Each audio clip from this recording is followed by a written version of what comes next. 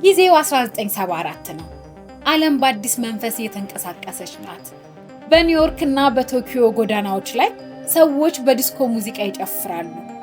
አሜሪካና ሶቪየት ህብረት ምድር ጠባቸው በጠፈር ፍክክር ላይ ናቸው። የሰው ልጅ ጨረቃ ላይ ረግጧል። ቴክኖሎጂ ዓለምን ዳግም ሰርቷል። ጃፓን ከጦርነት አመድ ላይ ተነስታ በኢኮኖሚ ዓለምን እያስገረመች ባለችበት በዚህ ሰዓት ለሁሉም ሰው የሁለተኛው የዓለም ጦርነት የታሪክ ቅሪት ነው።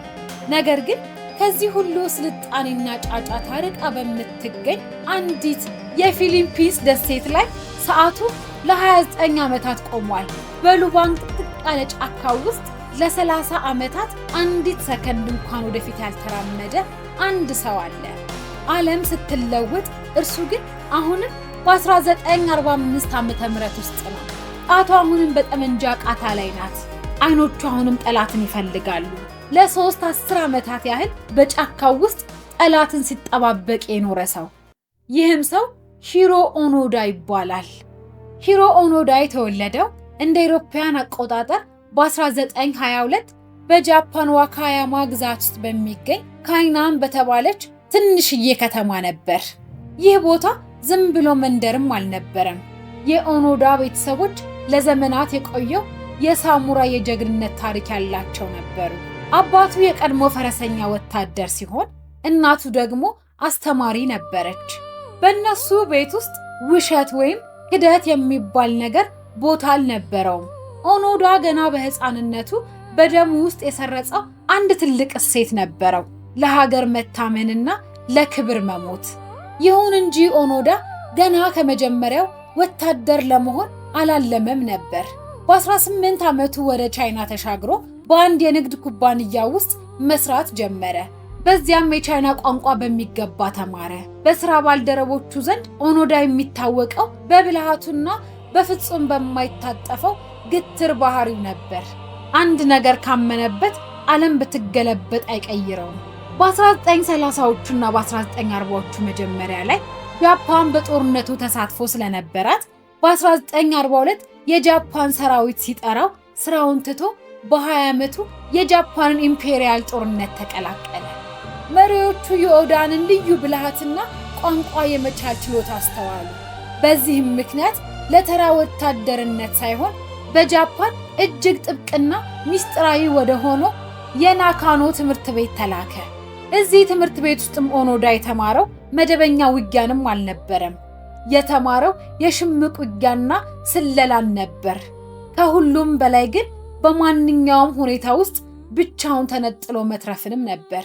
ይህ ስልጠና ነው ከዓመታት በኋላ በፊሊፒንስ ጫካ ውስጥ ለ30 ዓመታት እንዲቆይ ያደረገው።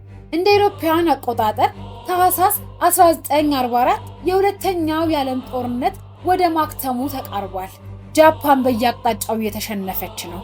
በዚህ አስቸጋሪ ወቅት ነበር ሂሮ ኦኖዳ ወደ ፊሊፒንስ ሉባንጋ ወደምትባል ትንሽ ደሴት እንዲሄድ የታዘዘው። ኦኖዳ ከመነሳቱ በፊት ከአዛዡ ከሜጀር ሹሚኒ ታኒጉቺ ጋር ተገናኘ። ሜጀሩ የሰጡትም ትዕዛዝ በኦኖዳ አእምሮ ውስጥ ለዘላለም የሚታተም ነበር። እንዲህም አሉት፣ ሕይወትን እንዳታጠፋ። ይህ ጦርነት 3 ዓመት፣ 5 ዓመት ወይም ከዚያ በላይ ሊፈጅ ይችላል። ምንም ቢፈጠር ግን እኛ ተመልሰን እንመጣለን። ያኔ እኛ እስክንመጣ ድረስ አንድ ወታደር ቢቀር እንኳን ያንን ወታደር እየመራ መዋጋትን ቀጥል ነበር ያሉት። ኦኖዳ ደሴቱ ላይ ሲደርስ ግን ያገኘው የጃፓን ጦር ተስፋ ቆርጦ ነበር። እርሱ ግን የተሰጠውን ትዕዛዝ ለማክበር ወሰነ።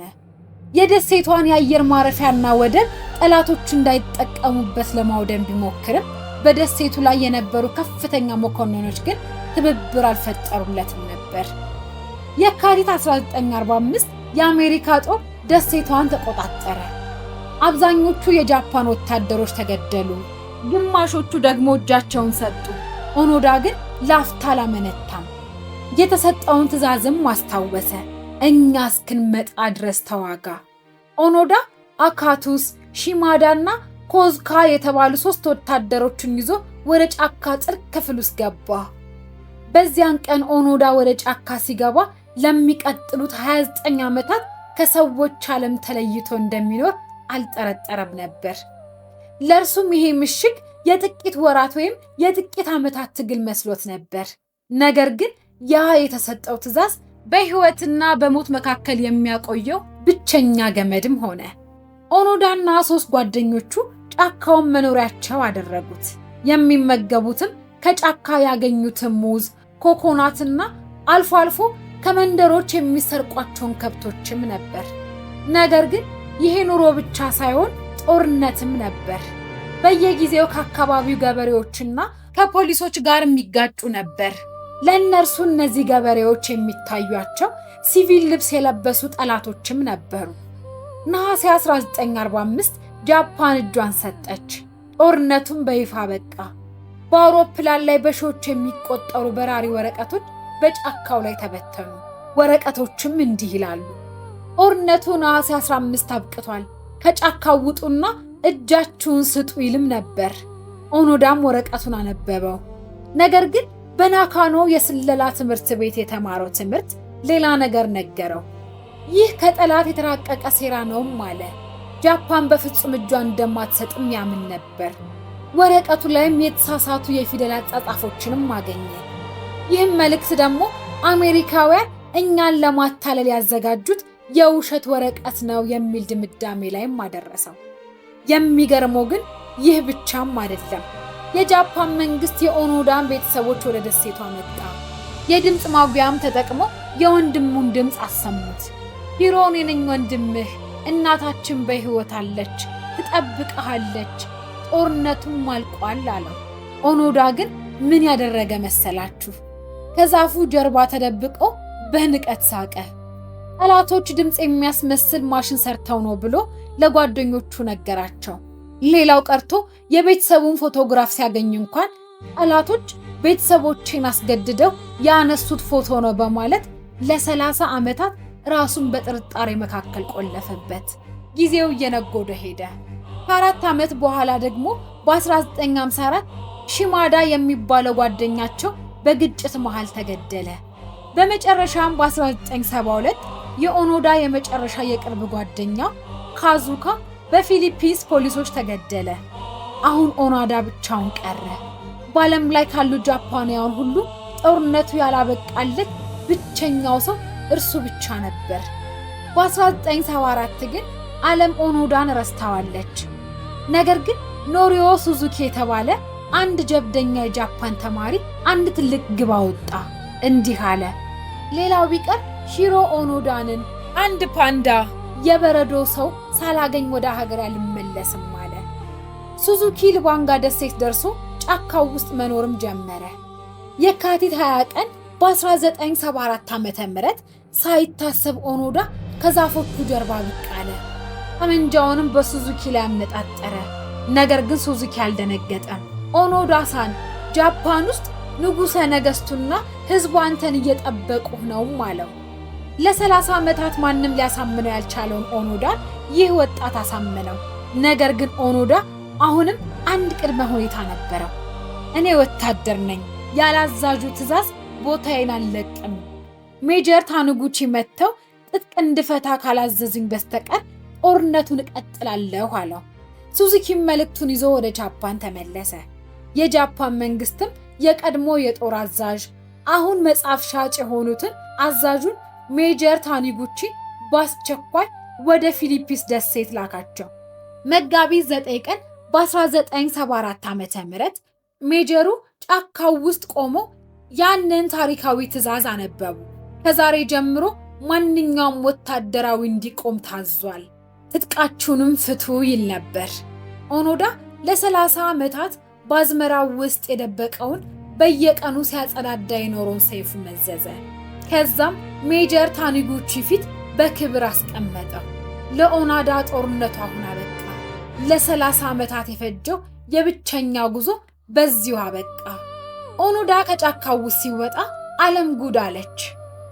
በፊሊፒንስ ፕሬዝዳንት ፈርዲናንድ ማርኮስ ምሕረት ተደርጎለት ወደ ጃፓንም ተመለሰ። ቶኪዮ ሲደርስ በሚሊዮን የሚቆጠሩ ሰዎች እንደ ጀግና ተቀበሉት። ነገር ግን ኦኖዳ ደስተኛ አልነበረም። ምክንያቱም ደግሞ ጥሏት የሄደችው ጃፓንና ያገኛት ጃፓን ለየቅል ነበሩ። እርሱ ለክብርና ለሀገር ሲል 30 ዓመታት በጫካ ሲሰቃይ ጃፓናውያን ግን ስለ ገንዘብ፣ ስለ ቴሌቪዥንና ስለ ምቾት ብቻ የሚያወሩበት ሆኖ አገኛቸው። የድሮዋ የጃፓን መንፈስ ጠፍቷል የሚል ጥልቅ ሐዘን ተሰማው። በጃፓን ያለው ጫጫታና ግርግር መቋቋም ያቃተው ኦኖዳ በ1975 ዓመተ ምህረት ሀገሩን ጥሎ ወደ ብራዚል ተሰደደ። በብራዚልም ሰፊ የከብት እርባታ ጀመረ።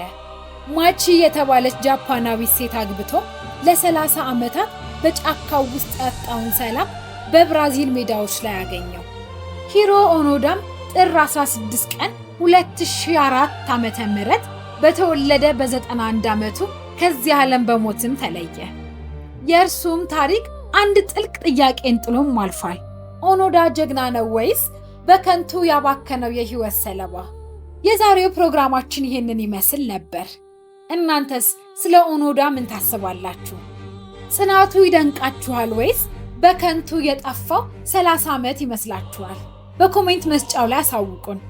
ቪዲዮውን ከወደዳችሁትም ላይክ እና ሰብስክራይብ ማድረጋችሁን አትርሱ። በሚቀጥለው ፕሮግራም በሌላ አስገራሚ ታሪክ እስክንገናኝ ድረስ ሰላም።